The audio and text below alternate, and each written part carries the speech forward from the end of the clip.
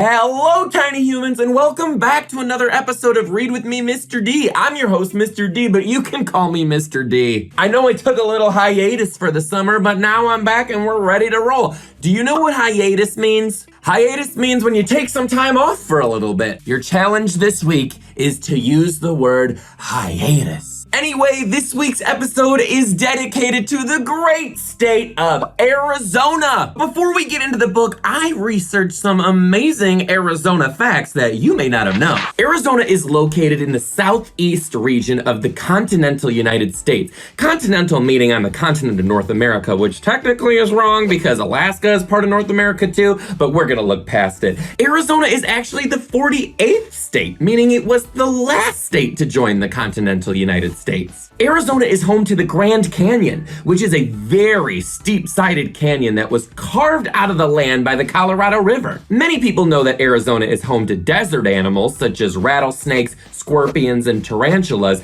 but Arizona is also home to a wild pig-like animal called the javelina.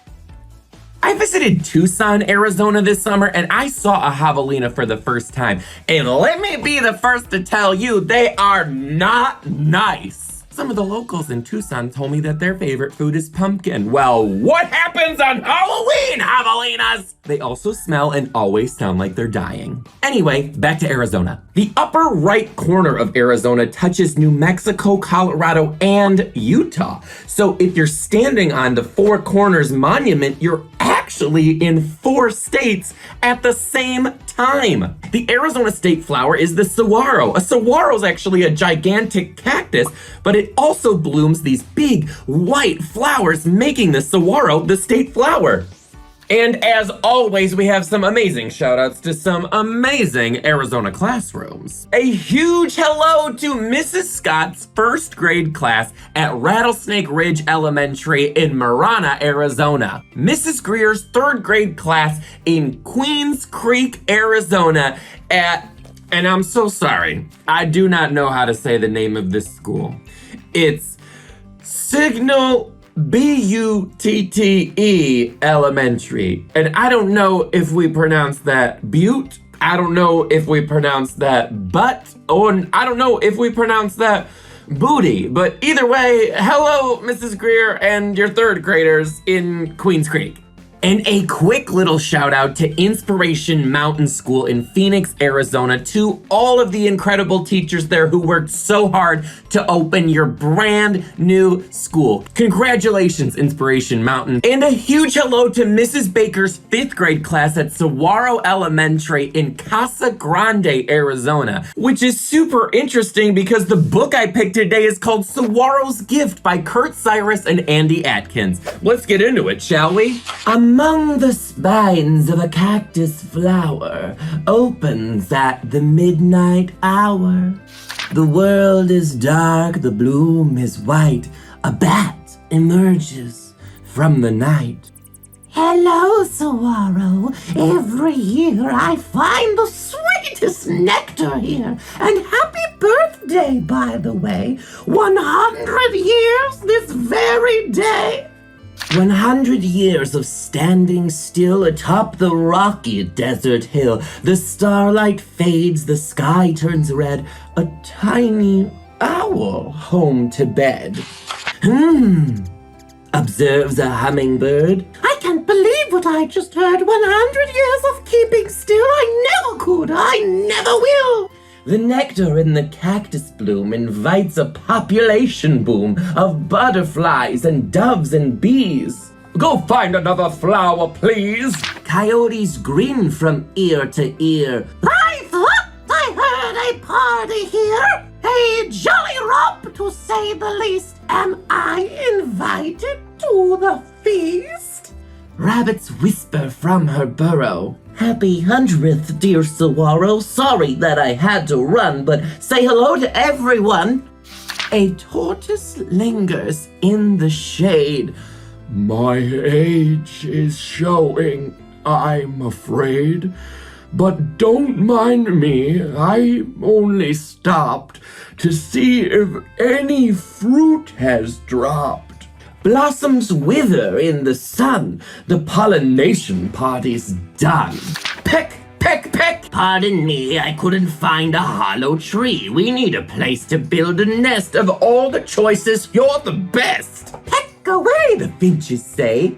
You gouge a new hole every spring. Is there an old one we can borrow? Nothing beats a snug saguaro. Why, snaps the sleepy owl, this hole is mine, you prattling fowl. Now hop away and let me sleep. Cheep, the finches answer. Cheep. Hey, cactus, Says the porcupine. I can match you spine for spine, but mine are barbed. You'll never see a birdie pecking holes in me. All at once the pecking stops, and caution grips the cactus tops. Heads are bobbing all around. Hold the chatter! What's that sound?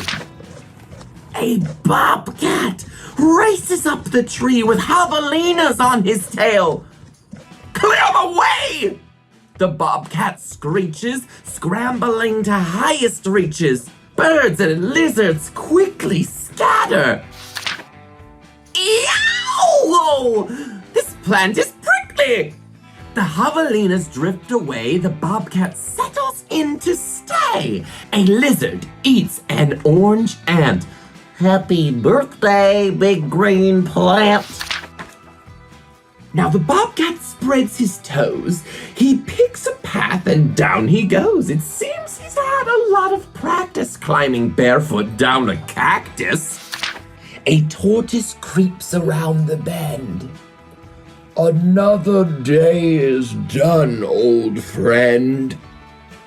100 years have come and gone, but you and I go on and on.